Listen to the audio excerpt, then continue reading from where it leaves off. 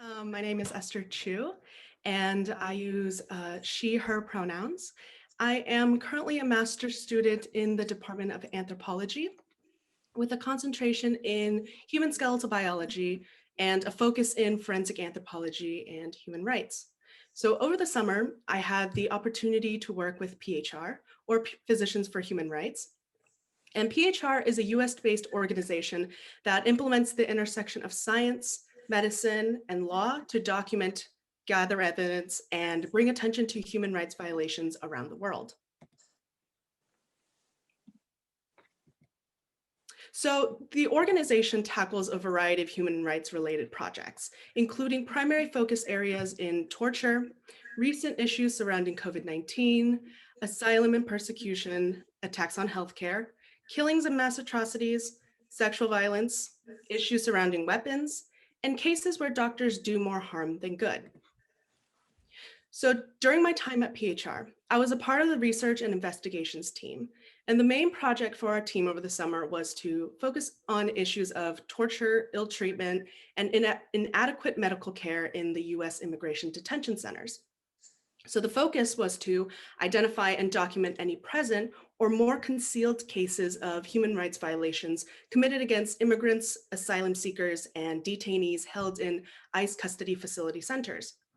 So specifically, the goals for our main project were to identify and record retaliation efforts against detainees, especially for those who spoke up and acted on their rights, and also document and record general ill treatment and grossly inadequate conditions during the COVID-19 pandemic. So at the end of the summer, the R&I team completed phase 1 of the investigation, where we searched through hundreds of pages of US government documents to identify any sort of inflammatory issues of human rights abuses. And so during those few months, we also had opportunities to listen to and speak with prominent PHR medical consultants, physicians, lawyers, and they all gave us notable insight and advice on how to best approach these types of projects, explained what we should keep our eye out for, and also gave us good notes on what we should be documenting and what we should be recording in regards to our search through these large documents. So while combing through these hundreds of pages during the summer months, we noticed that the overall language and documentation, or more so the lack of documentation sometimes, of human rights abuses in detention centers was very vague, which in of itself was surprising to see and also not surprising at all. So the questions that the team asked were, how will we best analyze these documents? And what are the more effective investigative methods that we can implement? And so for our work, we ultimately had to read between the lines and sift through the appallingly normalized behaviors and actions that detention centers have created regarding these abuses. And on top of that, we listened to the advice given by experts who had great hands-on experience, working experience in these types of projects. So another large issue that emerged during this time was, of course, issues surrounding COVID-19. So the current projects also addressed the dire conditions and various human rights violations in immigration detention centers, as well as the compounding impact of COVID-19 on detainees. We saw that the number of immigrants under ICE custody who had COVID-19 rise dramatically. Social distancing was seen to be near impossible, and there were a lot of reports that found that detention centers had been using a harmful disinfectant in facilities over 50 times a day. And this caused detrimental health reactions for those heavily exposed. And also with recent budget cuts and with this pandemic, detention centers have had high risks of coming to a standstill, furloughing workers and pausing any work done within the immigration system. So further, acknowledging our current environment, we're facing challenging yet significant times regarding our continuous struggles with deeply rooted issues in our country that we need to face.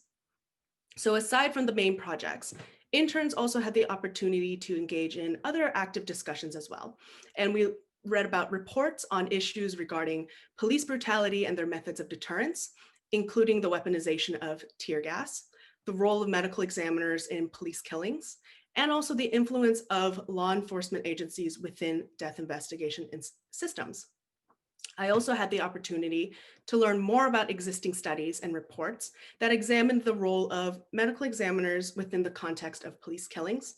And I was able to observe variations of systems of medical examiners versus coroner systems when investigating deaths in police custody.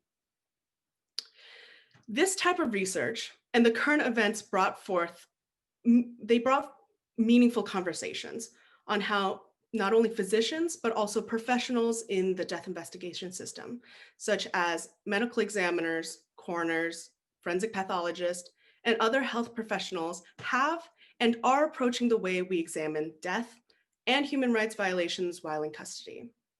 And of course, moving forward, we're looking forward to seeing and learning how various human rights organizations like PHR, who have an enormous impact on the human rights violations in law, how they will contribute to this dialogue in collaboration with knowledgeable leaders and also other relevant advocacy groups. So observing our overall work conducted, particularly with our main project, when we were analyzing documents to identify specific cases of abuse, our team often discussed issues of ambiguity, both in the written documentation and also actions presented. So when we're reflecting on that primary work, it was really baffling to see detention centers continuously retaliate and also blatantly disregard the rights of detainees. And exposure on the squalid conditions and the gross treatment brings back fundamental questions of why are people being detained in the first place? And as a further focus, especially during a global pandemic, which we have yet to handle, why is our automatic reaction to contain individuals and subject them to small spaces and high risks of torture and cruel ill treatment? It's become alarmingly standardized behavior, and it is very critical right now to be working on these cases. And when interacting with the current administration, and when I saw instances and cases where my supervisors had to collaborate with the administration, there were times where it was really disheartening to see gross violations committed against detainees, and also see individuals fighting for their life and their rights in detention and law enforcement centers, and also seeing those outside protesting and fighting for their basic human rights.